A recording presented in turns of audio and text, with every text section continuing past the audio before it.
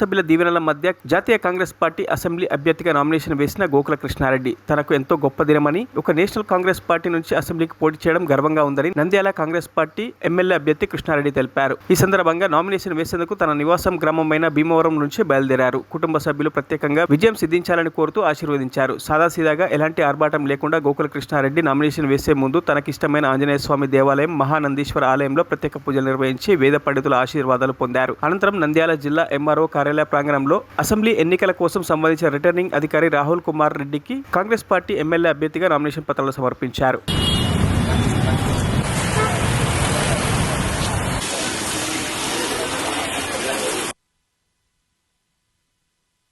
ఈరోజు మాకు ఎంతో చాలా గొప్ప దినము. ఎందుకంటే ఈరోజు ఒక నేషనల్ పార్టీ నుంచి నేను నామినేషన్ చేయడం జరిగింది.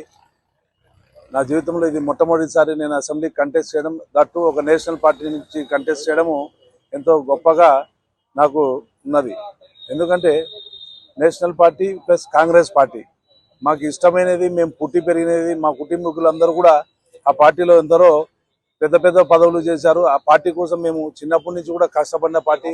మధ్యలో మేము ఏదో అటు ఇటు డైవర్ట్ అయ్యి మళ్ళీ ఈరోజు అదే గూటికి చేరుకోవడము, ఆ పార్టీ నుంచే నేను ఎమ్మెల్యే అభ్యర్థిగా నామినేషన్ చేయడం చాలా గొప్పగా ఉన్నది. అదేవిధంగా ఈరోజు మాకు లోపల నామినేషన్లో కూడా ఆఫీసర్స్ అందరూ కూడా బాగా కోఆపరేట్ చేశారు. చక్కగా మేము అనుకున్న టైంకి నామినేషన్ వేసి విజయవంతంగా బయటికి రావడం జరిగిందండి.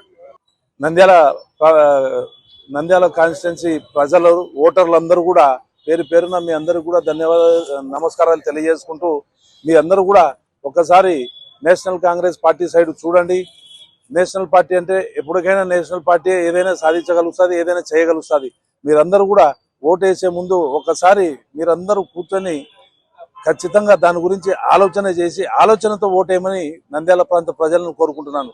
ఎందుకంటే ఆలోచించి ఓటేస్తే ఏ పార్టీకి వేయాలనేది మీకు క్లారిటీ వస్తుంది. ఇప్పుడున్న మీకు నాయకుల గురించి తెలిసిందేనే.